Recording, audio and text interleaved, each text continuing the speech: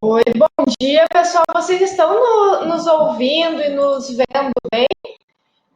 Vocês poderiam nos confirmar aqui no chat, só para a gente dar início aos trabalhos? Olá, todo mundo.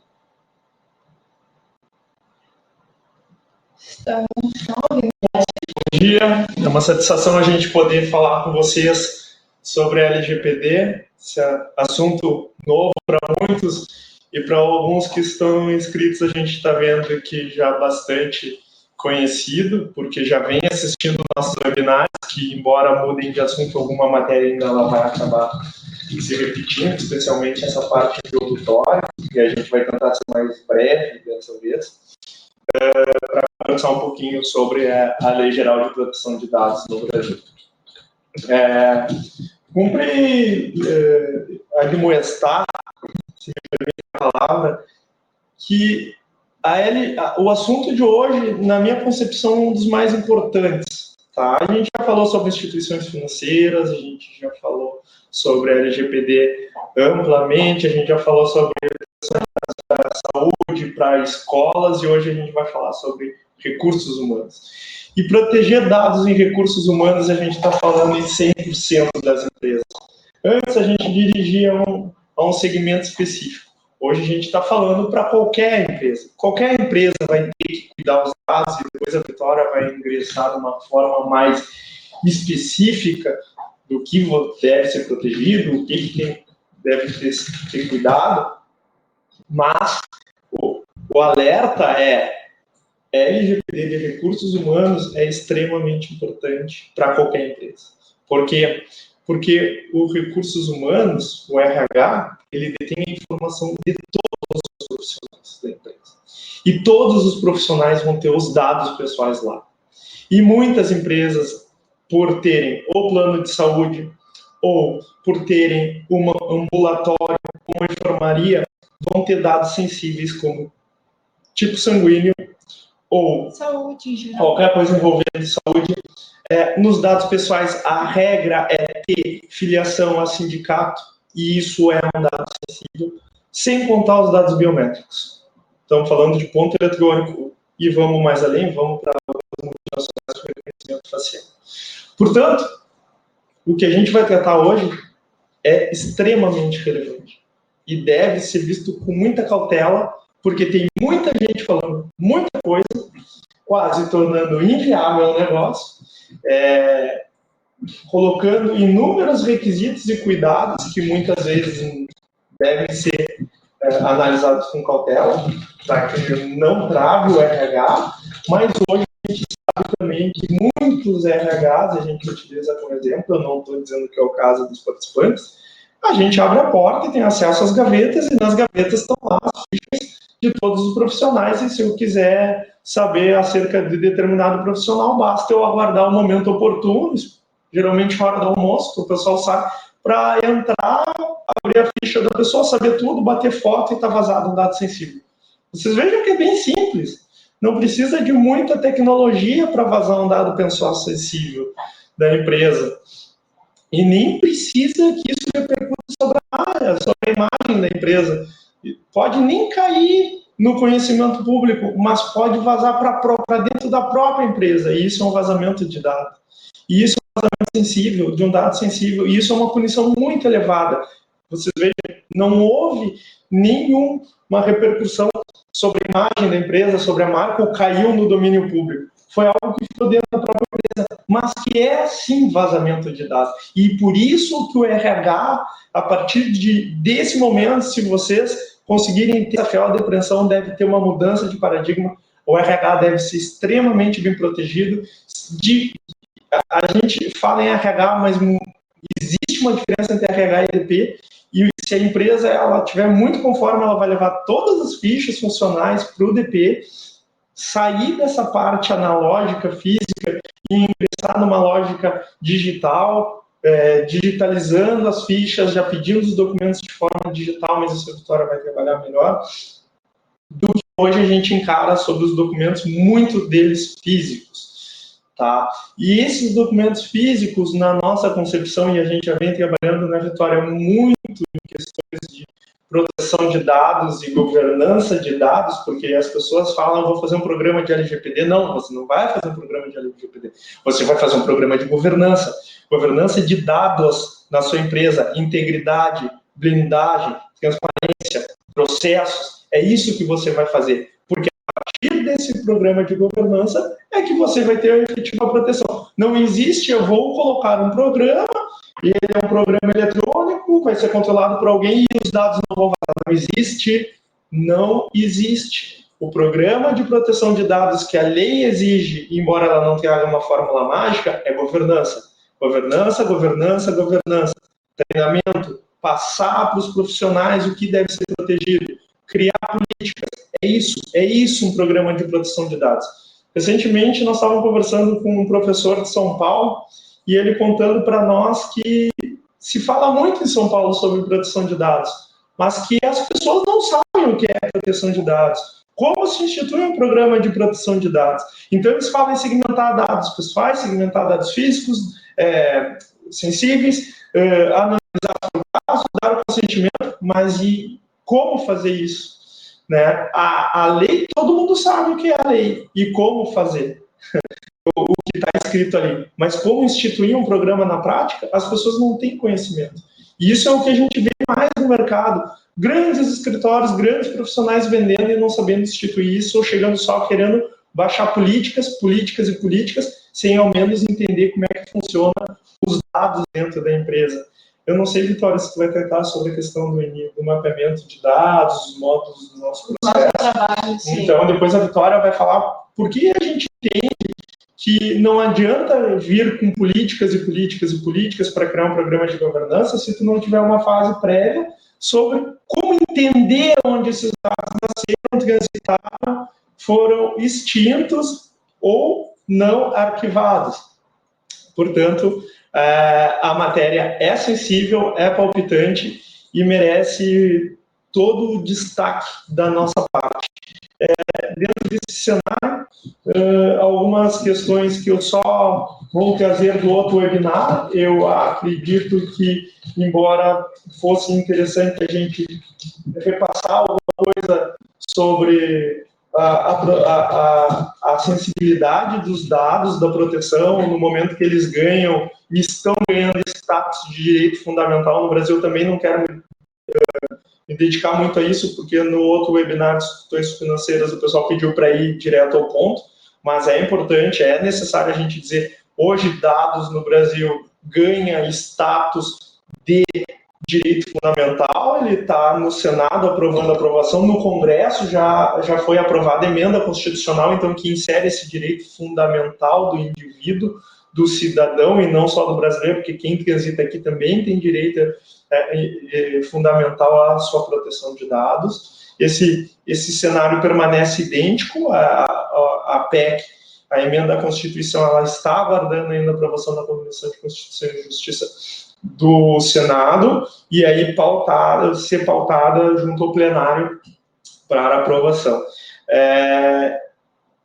Outro ponto relevante, e aí a gente não vai se entender, porque a gente quer cumprir e terminar as 11 horas,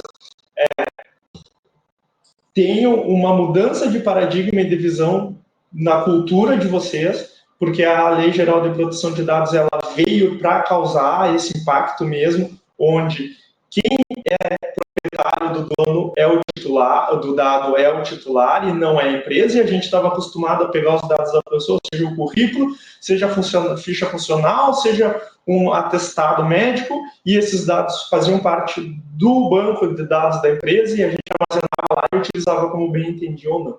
A partir da Lei Geral de Proteção de Dados, da publicação dela, os dados passam a ser do titular. Os dados são meus, e por serem meus, eu tenho direito de saber onde eles vão ser usados, eu tenho obrigação de autorizar para que eles sejam utilizados, porque se eu não autorizar, vocês também não vão poder utilizar esses dados. Eu tenho direito de pedir exclusão desses dados, eu tenho direito de pedir a retificação desses dados. É uma mudança total de paradigma quando a lei vem, e essa mudança, como toda mudança num ser humano, tende a causar um certo desconforto e a gente não se conformar que esse processo tenha que ser mudado. Então, antes de mudar o processo na empresa, você tem que mudar o seu processo cognitivo sobre receber esses dados e saber que eles não são mais nossos como empresa, e sim do titular da empresa. Eu não vou me estender mais, eu acho que dessa vez, se houver alguma pergunta sobre se a lei vai ser prorrogada ou não, a gente entra nesse métier. Se a lei vai ser prorrogada ou não, extensão para nós tratar. Não vou me deparar sobre a autoridade nacional também, porque tem muita coisa específica para RH, mas também se houver alguma pergunta me provocando sobre isso, eu posso falar. E a gente tenta ser mais sucinto possível para que seja mais proveitoso o tema e o tratamento da Vitória. Vitória, fica à vontade, então.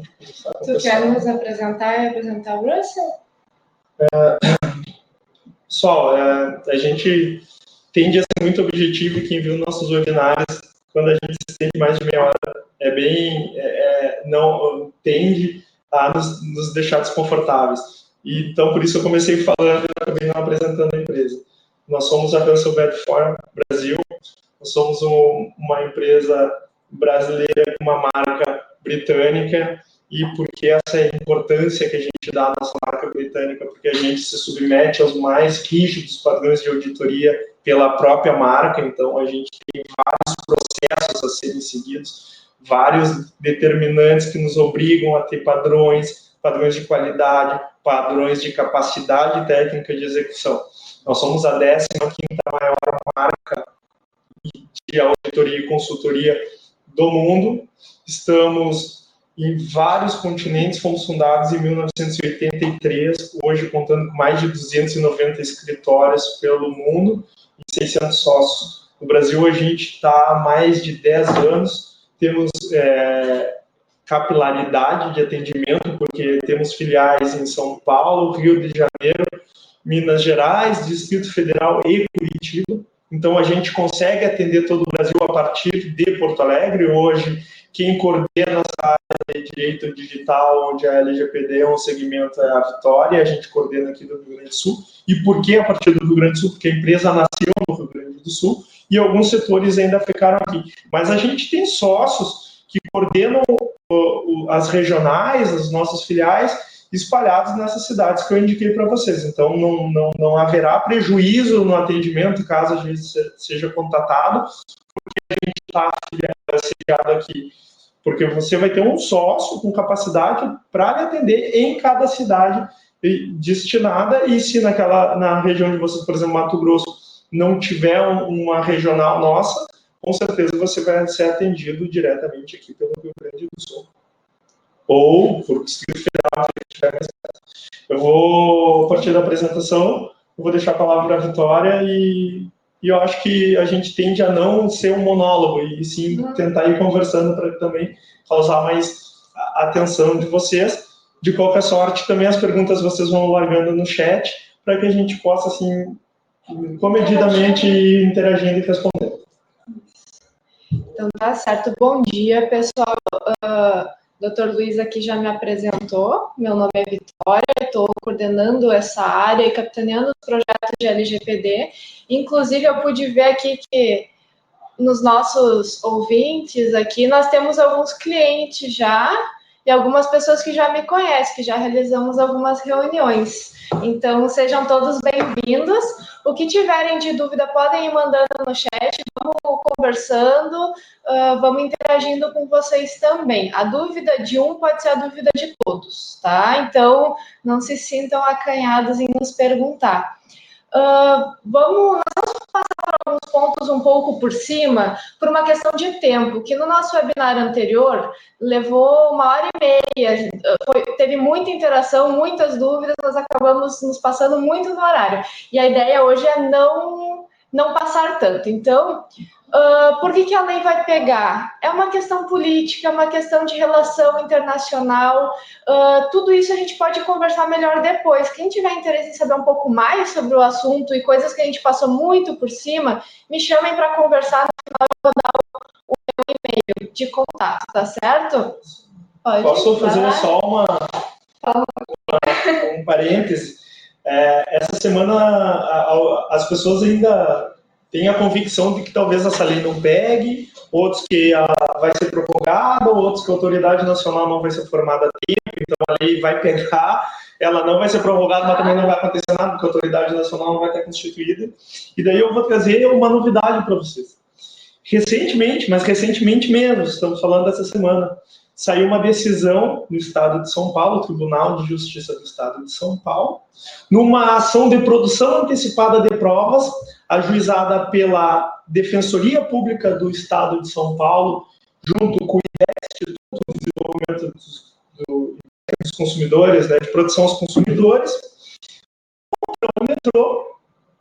contra o metrô, em relação à captação, a uma licitação onde era contratada uma empresa para fazer a captação de dados faciais, biométricos.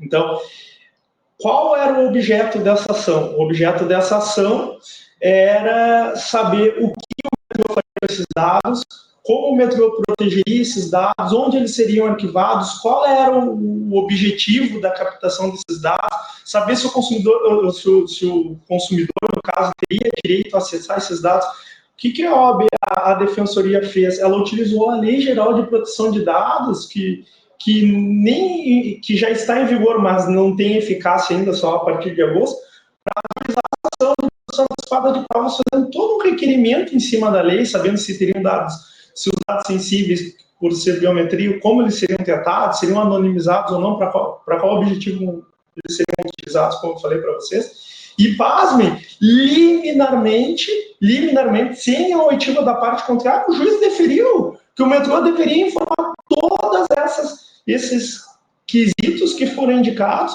Por quê? Porque se tivesse alguma coisa em desacordo com a Lei Geral de Proteção de Dados, a Defensoria ajuizaria uma ação pedindo a anulação daquela contratação. Então, vocês vejam assim, quando a gente fala se a lei vai pegar, e muitos ficam na dúvida, e o judiciário já está deferindo pedidos nesse sentido. Foi o metrô é uma empresa grande, mas com certeza a empresa de vocês também é objeto de pedido da Defensoria ou propriamente de um sindicato, para saber o que vocês estão fazendo com os dados, se vocês têm um programa de governança com os dados, desses dados, e especificadamente um titular desse direito poderia fazer esse pedido judicialmente. Se alguém tiver interesse, a gente pode mandar a decisão via e-mail, basta solicitar. Isso, porque a autoridade nacional, com o tempo, ela vai funcionar como se fosse um PROCON para o cliente, né, para o titular do dado. Então, reclamações vão surgir de todos os lados. E essa questão de a lei nem está em vigor ainda, mas o judiciário já está, de certa forma, aplicando, é porque essa lei ela veio para fechar, para dar o laço realmente nessa questão. Mas isso é uma coisa antiga, isso já está no Código do Consumidor, já está no Marco Civil da Internet, já é um direito fundamental de privacidade. Então, não é uma novidade. Chegou agora para realmente sedimentar essa ideia, mas não é algo que está que talvez não pegue. Nós entendemos que não tem essa opção. Mas vamos seguir. Quem quiser saber mais sobre isso, por favor, nos provoque e a gente volta nesse assunto.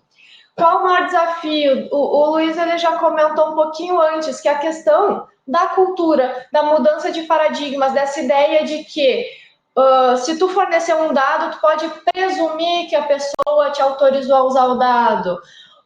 Também de que no momento que o dado está dentro da empresa, a empresa pode fazer o que ela quiser, e não é mais assim. E o nosso cliente, no caso de um RH ou de um DP, o cliente é o profissional interno da empresa, mas não deixa de ser um cliente, é um cliente interno que vocês têm que atender. E esse profissional, ele sabe desse direito dele, ele vai usar isso, ele vai usar esse empoderamento que a lei traz para ele, para proteger seus dados, para buscar respostas junto a vocês.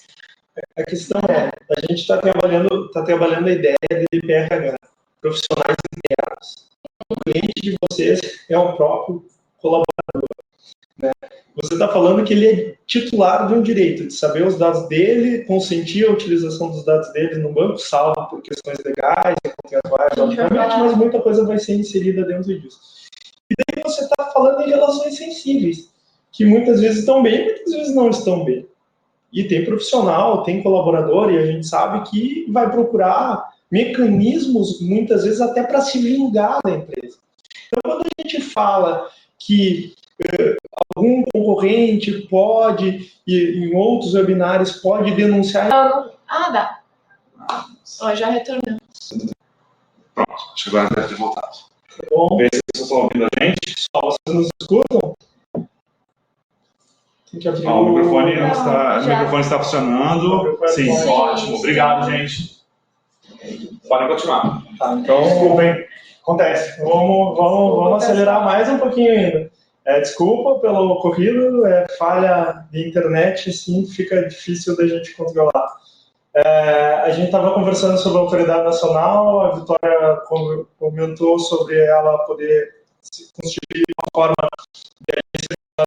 de receber denúncias e tal, e a gente estava conversando justamente sobre a questão da sensibilidade, porque vocês, o público de vocês, ao invés de ser clientes, é um público interno, que muitas vezes, uma causa ou não, tem um rancor nisso aí e pode fazer a denúncia. Então, a autoridade nacional, vocês estão trabalhando com um público que pode estar sempre provocando a autoridade nacional e ela está sempre em cima de vocês em relação a alguns determinados fatos, como é que estão os dados da DPR. Tá certo. Vamos só passar um breve resumo do que é a lei, para quem não está por dentro do assunto, não tem um básico, tá? Bem rapidinho, porque a ideia aqui é focar no setor de vocês, no trabalho de vocês. Primeiro, um dos pontos muito sensíveis e que tem muita influência no RH é a questão de que é dado físico e digital. Hoje, nos nossos clientes, nós estamos vendo muitos setores de gestão de pessoas que envolvem dados físicos. É um dos setores que leva mais tempo para se digitalizar por uma questão de cumprimento de norma, exige muita coisa ainda do papel. Então, o dado digital acaba sendo um pouco mais fácil de controlar, porque tu tem mecanismos, tu tem software, tem ferramentas de TI que te ajudam com essa proteção. Enquanto que o físico se trata muito da pessoa, do profissional, ele é mais fácil de alguém tirar uma foto, alguém imprimir, encaminhar, enfim, tem várias formas que acabam sendo necessário um maior controle dos profissionais, um maior treinamento, uma cultura mais arraigada no profissional. Se quiser interromper, falar algo também. Uma questão também que já foi comentado um pouco, que influencia muito para o setor de vocês, é essa diferenciação do que é dado, o que é dado sensível. O dado pessoal por cima, de pessoa identificada ou identificável. Então, não é necessário só passar o nome e o CPF da pessoa. Se tem um dado de uma forma que tu consegue chegar na pessoa, tu consegue deduzir quem é a pessoa, esse dado já tem que ser protegido, tá? Então, mesmo que não tenha o nome, o CPF, o RG, tem que se proteger. São vários dados. Então, o melhor é aplicar o máximo de proteção possível dentro do setor para garantir que tudo vai estar dentro desse guarda-chuva de proteção.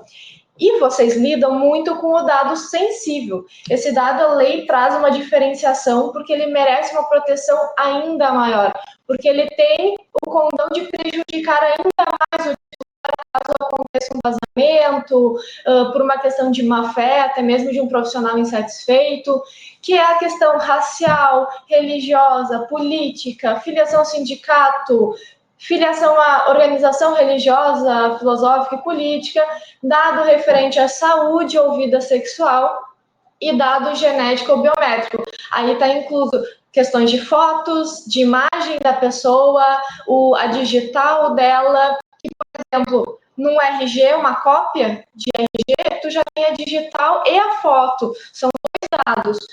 Para quem tem câmeras na empresa também, questão de saúde, plano de saúde, tudo isso é muito sensível. Por isso que o RH se torna um setor tão sensível, porque ele detém todos esses dados. E ele ele trata muito esses dados. Então, aqui eu trouxe um destaque maior para o dado sensível, que eu entendo que vocês devam ter muito, devem tratar muito. a quem se aplica. No caso, todas as empresas, aqui é a definição da lei, mas numa versão resumida, é qualquer empresa que trate dados com uma finalidade comercial. Isso não significa vender o dado do titular, mas se vocês trabalham em uma empresa que tem uma finalidade de lucro ou trata com dinheiro, vocês vão precisar se proteger. Vamos passando. E eu falo aqui em tratamento, o que é o tratamento? Porque em reuniões com clientes eu noto alguns comentando, mas eu não trato dados, eu só armazeno, eu só guardo o dado do meu cliente, eu sou um servidor na rede, aqui eu sou um servidor que é o meu único objeto, meu único serviço é guardar o dado. Isso é tratar também. Então, são todas essas opções, esses verbos. Então, se tu coletar o dado, tu está tratando, se tu guardar ele, tu está tratando, se tu só transferir, só passa por ti, tu está tratando também. Enfim, é extensa a lista do que é um tratamento. Só fazer uma pequena observação. Todos esses verbos referentes ao tratamento não são retirados de doutrina ou de jurisprudência frente à GDPR, a lei europeia. É a própria lei que faz a conceituação e verbaliza eles de forma elencada.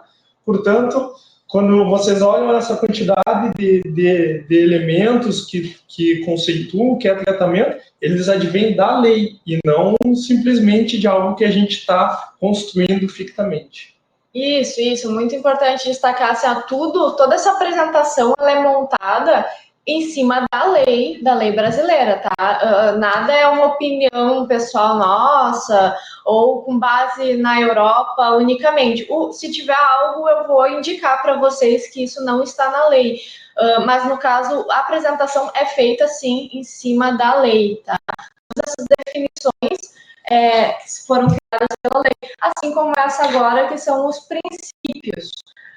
Como nós ainda não temos uma jurisprudência, nós não temos casos julgados, agora o metrô é um início que se utilizou muitas ideias da lei, que já nos dá uma ideia do que é. O judiciário vai entender nesse sentido, mas por enquanto nós temos que usar muito os princípios da lei, que são esses: finalidade, adequação, necessidade, livre acesso, todos que estão aí na tela para vocês. Questionaram no chat, inclusive, é importante a gente mencionar também que essa apresentação a gente envia no final, tá? Vocês todos vão receber a apresentação para ler com mais calma, e se restar dúvida, me perguntem. Eu quero destacar nos princípios a questão da finalidade, que nós estávamos, pelo menos, ou ainda estamos acostumados a coletar o máximo de informação possível. Um banco de dados, quanto mais recheado, melhor. Melhora o nosso atendimento para o nosso cliente, mais intuitivo, mais fácil, a usabilidade do usuário é muito melhor. Mas, assim, hoje a lei pede que nós tenhamos uma finalidade específica para cada tratamento. E essa finalidade, junto com a adequação, que gere muito o que nós vamos poder tratar ou não. A adequação é no sentido de que tu tens a finalidade que tu indica tem que estar adequada ao teu serviço, ao que tu faz. Então, assim, tem que ser analisado, já entrando na forma de execução, tem que ser analisado caso a caso cada um dos dados que vocês tratam, para entender se existe uma finalidade. Se nós temos como explicar para a autoridade nacional o porquê que nós estamos coletando e armazenando um dado específico. Ele tem que se encaixar em todas esses princípios, porque tem a questão da responsabilização no final, prestação de contas, tudo isso vai ter que ser apresentado, vão ter que se prestar contas para a autoridade nacional. Por isso que é analisado caso a caso, no momento da execução, quais dados vocês estão coletando e indicar o porquê que você está coletando, qual a finalidade, em que inciso da lei ele se encaixa, que nos autoriza esse tratamento de dados. Além disso, eu quero destacar a transparência, que é uma alteração também. Antigamente, nós presumíamos que o titular do dado estava nos dando autorização. Seguindo a ideia de vocês de RH, de DP, se me mandou um currículo, eu vou presumir que ele me autoriza a guardar esse currículo. Ele me autoriza a ter comigo esses dados dele. Hoje em dia, isso vai mudar um pouco. Nós não podemos trabalhar com essa presunção. Nós temos que garantir que o titular ele tem transparência, ele tem acesso a todas as informações. Como que se faz isso? Tem que se pedir um termo de consentimento em alguns casos. E naqueles casos que não se tiver o termo de consentimento, não seja necessário o pedido do termo, mesmo assim, tem que se notificar, tem que se apresentar, se justificar perante o cliente o porquê que se está coletando aquele dado, o que se vai fazer com aquele dado, se tu vai passar para uma terceira, para outra empresa, tu tem que informar isso para ele tem que estar ciente de tudo. Seja necessário autorizar isso ou não, ciente ele tem que estar da situação. E outro ponto que eu quero destacar nos princípios é a prevenção, porque isso eu vejo muito também nas nossas reuniões com clientes, comentarem, mas o nosso dado não vai vazar, ninguém tem interesse em hackear minha empresa. A autoridade nacional ela não vai estar tão preocupada com o vazamento apenas. O dado ele não precisa vazar, não precisa ter um dano para a autoridade multar a empresa. A lei pede a prevenção. Então, se a autoridade vier a fiscalizar a empresa de vocês e perceber que vocês não estão se prevenindo, não estão protegendo os dados para que não haja esse vazamento no futuro, vocês já podem vir a ser multados, independente de ter acontecido algum problema ou não.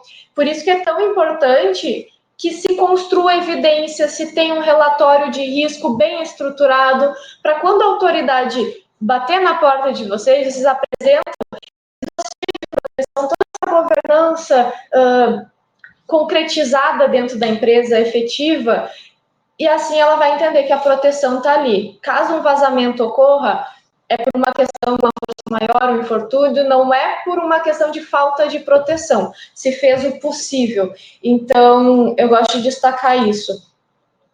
Vamos ver qual é os direitos titulares. Isso nós comentamos um pouco por cima também, que é a questão do...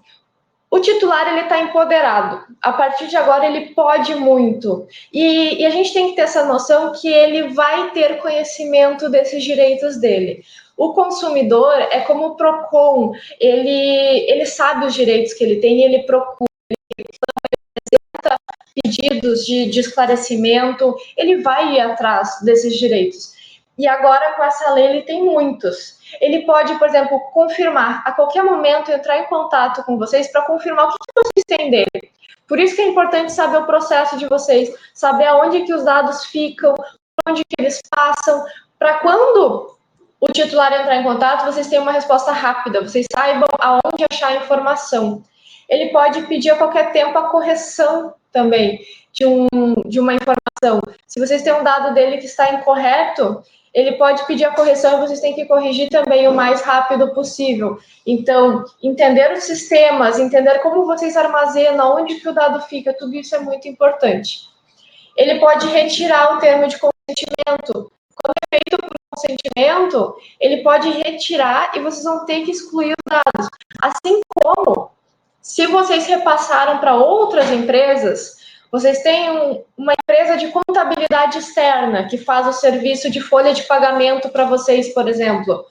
No momento que o titular pede a exclusão para vocês, a empresa de contabilidade terceira tem que excluir também. Toda a cadeia que recebeu por causa daquele primeiro termo de consentimento que foi dado para vocês, vai ter que excluir. Então, vocês têm que ter essa rastreabilidade, vocês têm que saber para onde que os dados foram, vocês têm que ter essa confiança no parceiro de vocês. Toda empresa terceira, ela tem que ter essa proteção no mesmo nível que a de vocês. Então, na nossa prestação de serviço, por exemplo, sempre recomendamos, vamos notificar os parceiros, vamos entender se eles têm proteção. Se eles não tiverem, em alguns casos até vale a pena rescindir o contrato, porque é um risco que vocês correm. A lei, já adiantando um pouquinho, a lei traz uma solidariedade entre os parceiros, entre os contratos. Então, se essa empresa de contabilidade terceira, por exemplo, vazar um dado de um profissional da empresa de vocês, vocês podem ter que pagar junto, porque a ideia é que o titular ele é hipossuficiente. Todo mundo paga e depois depois se discute o culpado, falando de forma mais coloquial. Então, assim, muito importante analisar as relações que vocês têm com terceiros, quem tem acesso ao dado de vocês, entender a tramitação do dado mesmo, aonde que ele entra e para quem que ele vai e em que momento que se exclui. Aí nós temos mais direitos, tudo isso ressaltando, vai ser encaminhado para vocês. Se restar dúvida, entre em contato comigo. O consentimento que eu estou falando tanto já, ele tem que ser inequívoco, livre e informado. Isso é o que a lei diz, está ali o artigo 7º da lei, ou seja, não pode ter vícios, não pode forçar ele a assinar. Tu tem que ter todas as informações, ele tem que ter transparência nas informações, que tem que ser precisas e fáceis. Então, aquele termo de consentimento antigo, que era, por exemplo, num site enorme, com letra miúda, que tu rolava a tela, rolava e ninguém nem iniciava a leitura, isso não pode mais. Hoje em dia tem que ser claro, fácil, preciso, que faça com que o titular leia realmente a informação. Mas existem exceções. No RH, principalmente, vocês vão tratar de muitas exceções. E isso é importante a gente saber e entender que, assim, na execução desse serviço, vocês têm que ter um relatório para entregar para a autoridade nacional, vocês têm que criar evidências de que vocês têm conhecimento dos dados que tratam e vocês têm um motivo, uma finalidade, cumprindo os princípios, e que vocês sabem dessas finalidades, está bem claro, bem descrito nesse relatório. Por exemplo, as exceções. Olha, esse dado aqui eu trato porque eu preciso disso para uma obrigação legal, porque o imposto de renda exige, porque o FGTS exige, enfim, cada um vai ter os seus motivos e cada dado vai ter um motivo, uma finalidade para estar sendo armazenado. Então, isso tem que estar muito bem descrito, porque isso é um ponto que é interessante chamar a atenção. Nós ouvimos muitos dos nossos clientes, mas nós temos conhecimento disso, nós sabemos, nós guardamos por causa disso. Mas está documentado, isso está no papel, porque a autoridade nacional, ela não vai conversar com vocês, ela não vai sentar para entender as razões, para saber se vocês sabem o porquê estão guardando a informação.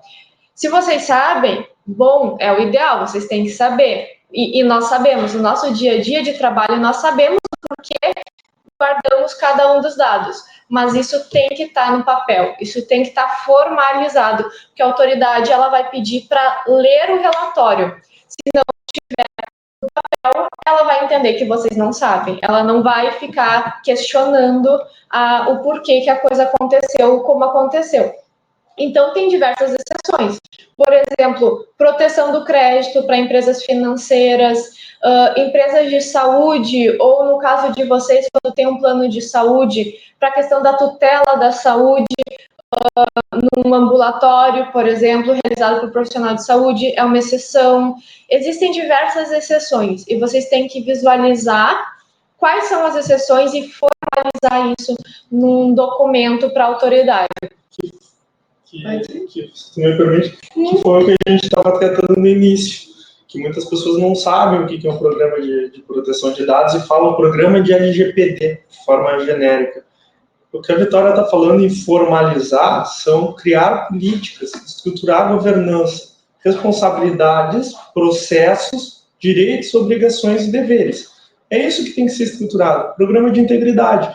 E isso passa obrigatoriamente para a RH. Quando você estrutura a empresa, todas as empresas vão ter a política de RH, que é onde a gente passa o maior tempo se dedicando e tentando entender como é que o RH funciona, trabalha, onde arquiva os currículos, como arquiva os currículos. Então, essa necessidade de colocar no papel para que, quando sofra uma auditoria da autoridade nacional, é justamente para que as políticas de governança sejam muito bem estabelecidas, o que impede a ruptura dos processos. Se eu tenho um processo desenhado, e a Vitória colocou muito bem, muitas empresas dizem assim, não, a gente faz assim, tá, mas tá escrito? Não, então, por não estar escrito, a chance de romper e ter um problema nesse processo é muito grande. O que se faz? Se coloca no papel as políticas das empresas, para que todos tenham conhecimento e uma transparência, onde tem um responsável e também tem um controlador, para que não ocorra essa desnivelamento das políticas.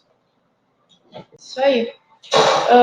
Vamos passando assim algumas sensibilidades do RH. A lei ela tem uma seção específica só para o dado de criança e adolescente. Eu sei que a letra ali está bem miúda, depois essa apresentação vai ser enviada para vocês, mas a ideia aqui é mostrar que existe uma seção só para isso dentro da lei. Então, quem trata dado de criança e adolescente deve se atentar muito mais. E eu entendo que normalmente um RH vai ter a questão do plano de saúde do funcionário, que vai ter o filho como dependente.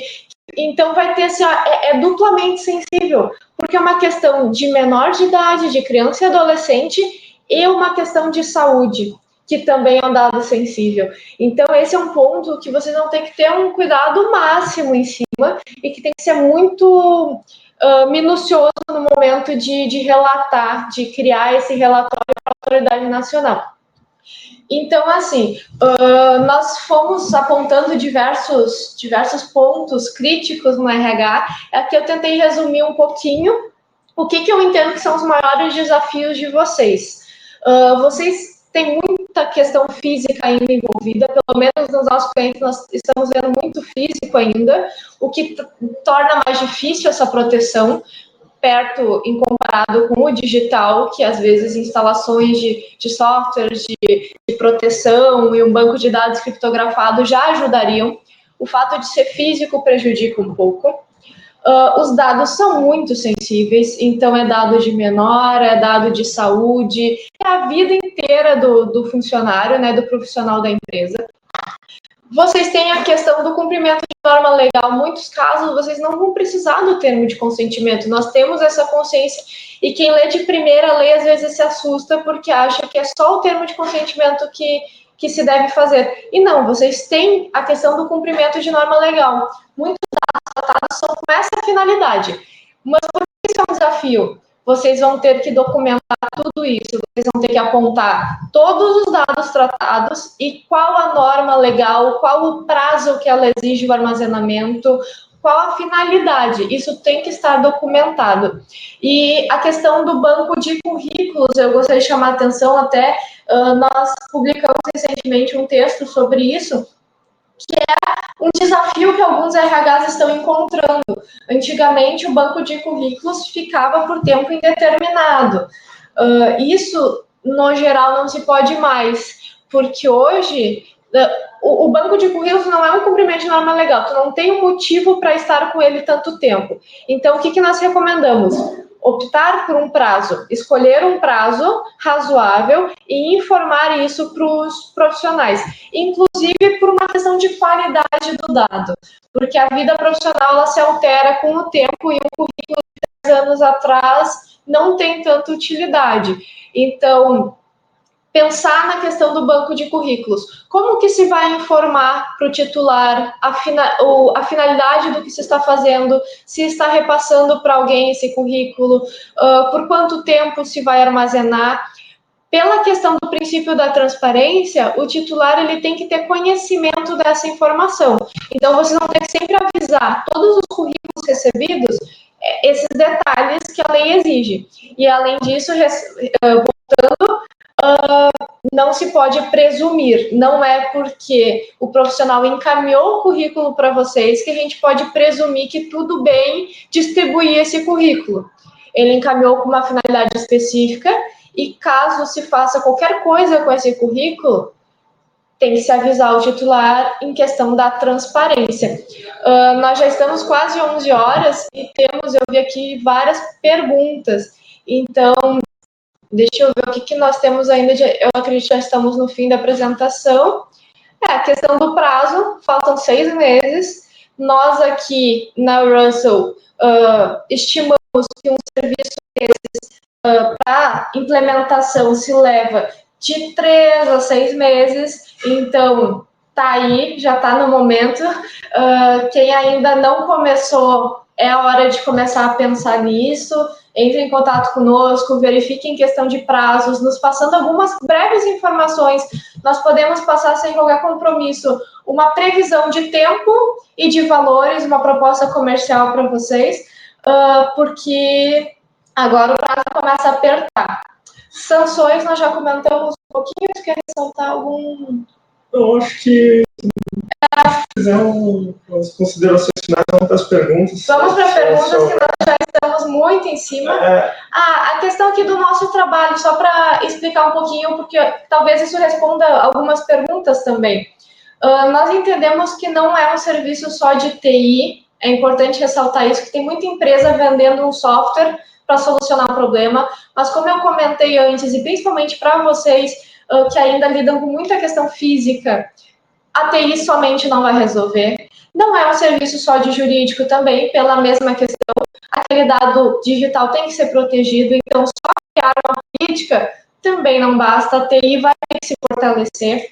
E para entender o que é necessário, o que atacar com a TI e com o jurídico, nós precisamos de um processo anterior, que é o diagnóstico feito por um profissional de processos, controles internos, entender como que o dado entra, por onde ele passa, quando que ele sai, entender os pontos vulneráveis, para aí a TI e o jurídico vir proteger esses pontos. Então, nós dividimos nosso trabalho dessa forma. Primeiro um diagnóstico, primeiro entender as necessidades da empresa. Cada empresa vai ter a sua necessidade. Não é possível pegar um trabalho de uma empresa e aplicar na outra da mesma forma e vai funcionar nas duas. Não vai. Então, primeira parte, entender as necessidades da empresa, o diagnóstico de vocês. A segunda etapa, colocar em ação o que se foi identificado na primeira etapa. É realmente executar as soluções necessárias para a empresa, seja de criações de políticas, de governança, uma questão mais jurídica, e seja na implementação de soluções de TI, software, hardware, alterações de infraestrutura, dependendo do caso. Isso tudo vai de empresa para empresa, tá?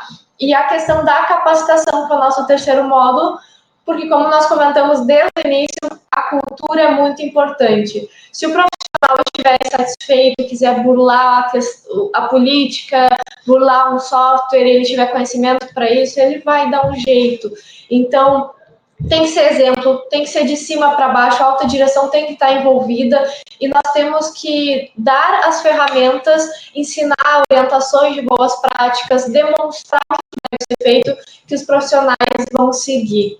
Vamos para as perguntas, alguém ali está ansioso. Eu só queria fazer uma consideração acerca dos trabalhos que a gente apresentou em módulos, que a nossa diferença em não fechar uma proposta específica e trabalhar em módulos é porque a gente só vai cobrar pelo módulo 2 aquilo que for necessário ser realizado, ou seja, o que na fase 1, no diagnóstico, a gente encontrar, por exemplo, uma política de TI consistente, a gente não vai cobrar para elaborar uma política de TI. E a nossa diferença é que muitos escritórios que estão na rua se expondo à execução desse serviço, ou só com advogados, que no nosso caso a gente executa com auditores com conhecimento em processo interno, seja COSO ou ISO 27000, com advogados revisando contratos e formatando termos de consentimento e com o nosso próprio pessoal da auditoria de TI para revisar essas políticas, é que a gente, com base no diagnóstico 1, é que vai conseguir chegar no preço do módulo 2. Por quê? Porque se houver uma política que pode ser aproveitada, ela está ok, a gente não vai cobrar por esse valor. Então, tenham cuidado, existem muitos escritórios cobrando barato, muitas empresas cobrando barato, replicando políticas, pegando as mesmas políticas de uma empresa e replicando na outra, e com certeza eles conseguem entregar um preço, muitas vezes, não estou dizendo que é o caso, menor, justamente por não mapearem dados, por não utilizarem políticas assertivas para a empresa de vocês, e realmente, muitas vezes, dizendo que vai fazer o programa de LGPD sem mesmo saber que antes tu tem que entender como é que a empresa está na maturidade dela, desenvolvida em termos de governança de políticas e de mapeamento de dados. Ok? Tá. Agora vamos para a parte das perguntas, então. Nós já estamos estourando de novo nosso horário. Então, a gente pode passar um pouquinho, porque caiu ali. Sim. O Igor aqui. Como devem ser gravados, armazenados os dados com segurança? Bom, Igor, como a gente comentou, é caso a caso. Nós temos que entender quais dados são esses, de quais setores que tu está comentando. É só dos recursos humanos ou tu está me fazendo uma pergunta mais geral? Esses dados, eles estão digitais ou são físicos?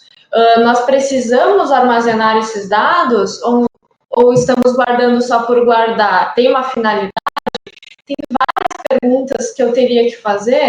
É um caso muito personalizado. Então, entra em contato comigo, Igor, e a gente conversa a tua situação. Vamos entender melhor a tua situação. Mas eu acho que não cabe nesse momento uma pergunta muito, muito aberta, porque não seria talvez interessante para os demais nesse momento. Vamos. O que tu colocaste, a colocação da Vitória foi perfeita, sim. Primeiro tu desenha a tua política, quais dados, como eles serão, por que eles serão, qual o motivo que eles serão armazenados, por quanto tempo eles serão armazenados, quais requisitos para eles serem armazenados, e daí como eles devem ser, é uma questão que tu vai ter que tentar bater. Por exemplo, na sua política, eles vão ser armazenados digital? Ok, trata com a TI. Não, eles vão ser armazenados fisicamente. Trata com o teu diretor administrativo. Vão ter que ter uma sala para fechar, porque esses dados não podem ser acessíveis a terceiros, talvez mas tudo desenhado dentro de uma política de RH. Depende, não é uma pergunta que a gente pode responder de forma precisa. Vamos ver aqui o próximo. Caso o cliente solicite que seja excluído no banco de dados, qual o procedimento a ser adotado? Novamente, é uma questão de TI. Depende qual banco de dados que tu utiliza. Esse banco de dados fica dentro da tua empresa ou tu tem um terceiro, tu tem um servidor no qual tu armazena o teu banco de dados? São perguntas que não têm uma resposta direta, objetiva, depende do teu caso. Eu teria que conversar contigo para entender. Quais dados? Por exemplo, nós estamos falando em RH e EDP, porque o cara pediu para excluir os dados do FGTS dele. Não! Por lei, tu tem que guardar esses dados por 30 anos. Não adianta ele requerer, tu não vai poder realizar a exclusão desse dado, porque é um dado que legalmente a empresa tem que guardar. E, portanto, como a tua pergunta é tão ampla assim. Mas em seguida a gente percebe que talvez, visto que os dados do cliente podem, por exemplo, estar armazenados em XML autorizado pela Cefaz, se é um dado da Cefaz, provavelmente tu não precisa excluir. O cliente, né, pode até solicitar a exclusão, mas tu tem uma justificativa para manter ele. Então, novamente, depende do teu caso. A gente não tem como te responder de forma objetiva aqui nesse momento. Vamos ver, Mariana de Azevedo. Google Drive, Dropbox são plataformas seguras de armazenamento, já que possuem senha pessoal de acesso. Google tem requisitos para empresas que contratam serem chamadas. Então, Google, Amazon são empresas que já seguem de forma internacional todos esses requisitos de segurança. Ainda assim, existem casos de vazamento. O que acontece? A autoridade pode exigir uma proteção total. Nós temos também que confiar em algumas empresas. A Google, a Amazon são empresas hoje confiáveis, apesar de casos de vazamento pontuais. O que a gente recomenda nesse caso? Na prática, com nossos clientes, nós notamos muitas empresas usando ou um Google Drive geral para a empresa inteira, uma senha para todo mundo. Isso não tem segurança, qualquer um sabe a senha não tem a finalidade de proteção que ela deveria ter. Às vezes, o fato de ser esses vazamentos pontuais que aconteceram foram principalmente em contas gratuitas. Então, o que a gente recomenda para quem quer muito usar o Google Drive ou o Dropbox? Compra uma licença, faz um plano pago e cada usuário tem a sua senha, cada profissional usa a sua senha ou um profissional apenas tem e fica responsável, não repassa para outros. Porque a senha por si só não indica segurança. Ela é uma ferramenta de segurança, mas tem muita gente que divulga a senha, todo mundo sabe, isso já retira toda a segurança. Aqui. Renata, peraí. Se o fornecedor pede o cancelamento do contrato e o cancelamento do termo de consentimento, eu tenho que garantir toda a exclusão dos dados. Como eu ter esses dados históricos para uma fiscalização e auditoria? Mesmo caso que nós comentamos antes, seria uma exceção. A pessoa não pode pedir a exclusão se tu tiver um motivo para estar com aquele dado. Nesse caso, tu vai informar para ele o motivo pelo qual tu não vai excluir o dado. Tu vai manter a transparência tu vai deixar ele ciente da situação, do porquê que tu está mantendo, mas tu não vai excluir. Tu só vai excluir no caso que se utiliza um termo de consentimento, porque se é um termo de consentimento, assim como ele te dá o consentimento, ele pode retirar o consentimento. Então, esse seria um caso de exceção. Perfeito. Se o usuário fez inclusão no plano médico e ele tem dependente, ele precisa da autorização do dependente? Fez inclusão? Eu não entendi bem se o dependente é o maior de idade, é o marido? Porque se for um menor de idade, é um representante, é um dos genitores ou um representante legal que vai autorizar pelo. Agora, se for o marido, por exemplo, o marido vai ter que fornecer o termo de consentimento para que utilize aqueles dados. Mas é para fins de saúde. E, pessoal, assim, o que a gente vê, assim, eu vou aproveitar para fazer novamente um parênteses, são opiniões, assim, que bem dizer, inviabilizam o RH e o NDP, se for levar o pé da letra, o que a lei está escrito, achando que no momento que tu tá full compliance, digamos, tu tá full time, tu tá full com a lei, de acordo com a lei, você estaria protegido, mas impede que a empresa funcione isso. Então, daqui a pouco começa, não, quero ter um consentimento para qualquer coisa, tudo vai ficar dentro do arquivo chaveado, e daí o seu RH não trabalha, porque daí vai precisar que o diretor levante para cada momento em que for preciso fazer uma ficha, alterar alguma coisa, elaborar a folha de pagamento, algum dado. Então, assim, quando a gente fala em proteção de dados, a gente fala em sentar com a direção, sentar com os diretores, conversar com eles qual o risco que eles querem correr. Olha, isso aqui tem um risco? Sim, o risco é esse aqui. Esse risco que eu estou disposto a correr para não inviabilizar o meu negócio. Mas se você for levar tudo ao pé da letra, daí é o mesmo que fazer um programa de corrupção. É mais fácil fechar a empresa, ou o que ocasiona quando os processos são tão rígidos, o programa de governança rui. Por quê? Porque ele não sustenta, ele começa a ver as quebras, as exceções para que aquilo funcione acabam se tornando regra, e a regra acaba se tornando exceção. E, portanto, tem que ter muito cuidado na hora de formar um programa de governança por esses motivos. Isso. Vamos seguindo ali, a Renata tem outra pergunta. Como funciona a troca de informações na mesma empresa entre diferentes áreas? Exatamente, Renata, assim, ó, como nós comentamos antes, temos que mapear, temos que entender por onde que passa, se está passando por áreas realmente necessárias. A ideia é restringir os dados para aquelas pessoas que realmente precisam. O dado não pode ficar por um servidor que qualquer área tem acesso, principalmente dados de RH. Vocês têm dados muito sensíveis, vamos falar de novo. A ideia é que quem tem acesso é só quem precisa.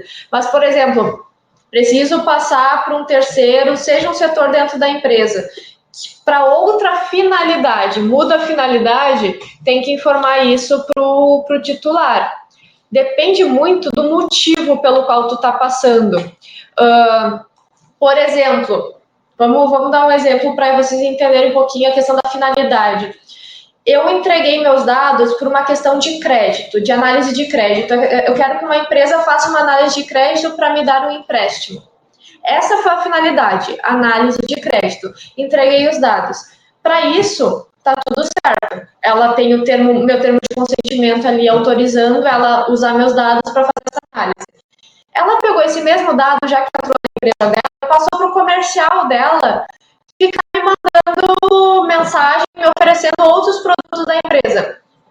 E vai falar assim, mas eu tenho consentimento. Não, tu não tem o meu consentimento. Tem meu consentimento para fazer uma análise de crédito com esses dados. Eu não dei o consentimento para o comercial fazer uma campanha de marketing utilizando o meu nome. Então, a questão da finalidade é muito importante. A gente tem que entender que diferentes áreas seriam essas dentro da empresa. Mudou a finalidade? Se o tratamento for o mesmo, for a mesma finalidade, está tudo certo, está dentro da empresa para quem foi dado o termo de consentimento. Agora, se foi uma finalidade diferente, o titular ele tem que ser informado que se está repassando para outra finalidade. Então, inclusive, isso me lembra, semana passada, a TIM, de telefonia na Itália, recebeu uma multa pesadíssima por uma questão de marketing agressivo, porque nós não podemos abusar da boa-fé também do titular. Mesmo que ele tenha dado dado para uma finalidade comercial, ele até tenha consentido para uma finalidade comercial, existem limites razoáveis para utilizar aquele dado. Pode fazer uma questão comercial de tempos em tempos. Agora, o marketing agressivo ultrapassou esses limites. No momento que o titular deu aquele consentimento, ele não imaginava que ia receber 20 SMS no mesmo dia. Então, depende muito do caso. A gente tem que analisar as finalidades para responder essa tua pergunta. Um exemplo clássico para DPRH. Você tem um banco de currículos, está o consentimento para que tu utilize os dados dele para fim de uma nova seleção. Dentro da própria área, de onde você pode transitar do RH para o setor de recrutamento, que vai ligar e vai fazer, né, a convocação, se ele quer ou não. Do RH para o comercial oferecer um serviço, não pode. Do RH para uma empresa, venda desse banco de dados para uma empresa de marketing, não pode. Então, é exatamente o que a Vitória falou, é a especificidade. O consentimento dele foi para que esses dados permanecessem de posse da empresa, para que ele participasse de outros processos seletivos dentro da empresa. Então, vinculado a isso, pode transitar dentro das áreas da empresa correlatas. No entanto, jamais para motivos diversos daqueles que foram consentidos. Tem um caso, agora também me veio a lembrança, um caso aqui no Brasil, de uma grande empresa de roupas, dessas de fast fashion, que aconteceu. Os profissionais da empresa tinham que bater metas de cartão lançados, cartão da empresa. Então, o que eles fizeram? Eles pegaram currículos que a empresa recebeu no RH e começaram a emitir cartão da loja para esses profissionais que enviaram o currículo, porque eles precisavam bater metas. Isso é um caso que aconteceu, eles utilizaram na época a questão do consumidor, que não era a finalidade, o currículo não foi mandado para fazer um cartão, né, da loja. Então, isso é uma coisa que a LGPD também vai ser utilizada muito, a alterar a finalidade do fornecimento de dados. O Igor mandou a área de TI, exemplo. Tá complementando, eu não lembro o que era. Deixa eu ver aqui. Na visão de vocês, não falta publicidade da lei pelo governo? Ainda falta, porque a autoridade nacional ela não está ativa ainda, Rogério. O que acontece? A função da autoridade nacional, ela já foi criada, ela já tem agora 5 conselheiros indicados, mas ela não está funcionando, ela não tem autonomia financeira, a diretoria dela não está formada, mas é função dela fazer essa publicidade. E tudo isso vai começar no momento em que ela estiver atuante. Lamentavelmente o Brasil é assim, a gente precisa dessa lei, questão político-econômica, né, pelos nossos acordos, seja ele fechado entre o Mercosul e a União Europeia, que só foi fechado porque o Brasil não publicou a lei de proteção de dados, só faltava o Brasil, Uruguai, Argentina, Paraguai, Chile já tinham proteção de dados. Então, economicamente e politicamente, o governo não vai relatar no atraso. Eu duvido que a gente se permaneça numa visão analógica. O PL de prorrogação está parado na Comissão de Constituição e Justiça. Manifestação de uma deputada, se não me engano, Bruna de alguma coisa, a deputada se manifestou contrária a isso. Duvido que por falta de publicidade a lei seja prorrogada. Evidentemente que falta publicidade, embora a gente saiba que, né, hoje a internet é um foco que ela despeja conteúdo sobre a LGPD, porque as empresas enxergam nisso uma possibilidade de venda, tendo em vista a necessária adequação. Então, o que eu quero dizer é que a falta de publicidade não vai vincular o atraso na lei. O que existe hoje é a autoridade nacional formada, no entanto, ela ainda precisa dos cabeças, dos heads, está vinculada à Casa Civil, mas está com orçamento. Falta realmente uma atividade política para a nomeação dessas pessoas e efetivamente, então, dar o start. E esse é um problema, porque, na verdade, ela vai começar algo, a movimentação de publicidade vai começar quando a lei já estiver valendo, quando já for possível multar, quando já começar a fiscalização. Então, as empresas elas têm que estar à frente disso, não dá para esperar a autoridade, porque a lei não vai esperar, né? Ela vai entrar em vigor independente da autoridade estar atuante ou não. Mas assim, é bom lembrar sempre, Rogério, que a antiga lei de introdução ao Código Civil, transformada em lei geral, civis, algo nesse sentido, né, recentemente, ela sempre diz que o desconhecimento da lei, isso é lei no Brasil, o desconhecimento da lei não inibe o seu cumprimento. Isso está instituído. Embora não tenha publicidade, a gente sabe que no momento lá, se eu não me engano, dia 16 de agosto, a lei vai começar a vigorar e se publicizaram ou não, se tu tinha conhecimento ou não, para fins lá depois de fiscalização e ver se efetivamente está sendo cumprido. É o mesmo que dizer que numa questão tributária que você não tinha conhecimento sobre a declaração, sobre uma declaração acessória lá, isso não vai eleger uma punição fiscalizatória da questão de tax. Então, a mesma de proteção de dados. A empresa tem que estar à frente da... Exato. Ter publicidade ou não da lei não vai evitar que vocês tenham que cumprir ela. Isso é fato. Isso é fato. Só não vai precisar cumprir ela se ela for prorrogada a vigência. E ainda eu digo assim, cumprir, tu tem que cumprir, porque a lei existe, a lei foi publicada. Agora, ela só vai ter vigência para a questão da penalização. Vocês já deveriam estar adequados. A Vitória colocou muito bem o programa de integridade para ser construído em empresas de pequeno porte leva 3 meses, empresas de grande porte leva 6, não é assim do dia para a noite que vocês vão construir. Não é em um mês que vai ser construído. E se for construído em um mês, prepara para gastar, porque tu vai pegar todas as horas técnicas que são diluídas em vários momentos para condensar em um mês só. Não, até eu vou estender 1 minuto, Rogério. Essa questão que tu falou sobre os empresários não terem conhecimento é justamente o motivo que levou à criação da PL. Então, se pegou um estudo da PL de prorrogação, projeto de lei para prorrogar o início da vigência da Lei Geral de Proteção de Dados. Então, se pegou um estudo com empresas grandes, 318, 320, 300 e alguma coisa, empresas grandes, e se fez um estudo para saber qual era o grau de maturidade delas em relação à proteção de dados. 17% já tinham implementado ou estavam em vias de implementar, 24% já tinham escutado falar, e as demais nem sabiam o que era LGPD. Daí tu me pergunta, são empresas pequenas? Não, são empresas com faturamento na casa dos bilhões de dólares. Logo, com base nesse estudo, mas que dentro de um universo muito pequeno de amostragem, 300 e poucas empresas, foi proposta, então, essa prorrogação de vigência da lei. Mas, que a gente já comentou exaustivamente, a gente não acredita que vai dar certo, não vai vigorar. Sem mais perguntas? Não temos mais perguntas, tem algo para me enviar.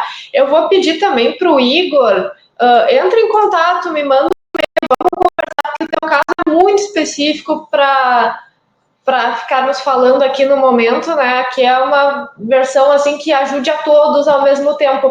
Mas, Igor, entra em contato comigo. Eu coloquei meu e-mail ali no slide, jurídico@brasselbedford.com.br, vocês vão falar diretamente comigo e a gente pode trocar ideia, independente de ser nosso cliente ou não, de fecharmos contrato ou não. Eu quero entender as necessidades de vocês, quais são as dores dos setores de vocês, exatamente para enriquecer nosso trabalho para os nossos clientes. E esses slides vão ser encaminhados por e-mail em seguida. Eu deixo nas considerações finais do momento que vocês façam pedindo que vocês façam uma reflexão profunda sobre o setor que vocês estão gerindo. O RH, eu poderia dizer que 99% das informações são sensíveis. Por quê? Porque 99% dos profissionais de vocês são filiados a sindicatos e vocês têm esse dado de sindicato, a filiação a sindicato é um dado sensível. E, ao mesmo tempo, vocês têm um público muito delicado que ele convive na relação com a empresa entre o amor e o ódio. E o amor e o ódio é uma linha tênue. Às vezes a gente ama e no momento que a gente é repreendido, toma uma advertência, a gente odeia e isso pode ocasionar muitas denúncias ou reclamações perante a autoridade nacional para que ela investigue como é que está o programa de integridade de vocês. Foi um prazer a conversa, da mesma forma eu deixo o convite para que sempre vocês precisarem nos provoquem, seja para uma reunião presencial, se a gente puder, uma reunião, uma call via Skype, a gente deixa bem claro, não cobra por isso, e como a Vitória disse, é enriquecedor e nos engrandece poder conversar com você sobre isso. Um bom final de semana para todos, um abraço. Tá certo, pessoal. Obrigada pela presença. Entre em contato no que precisarem, eu estou à disposição. Abraço a todos.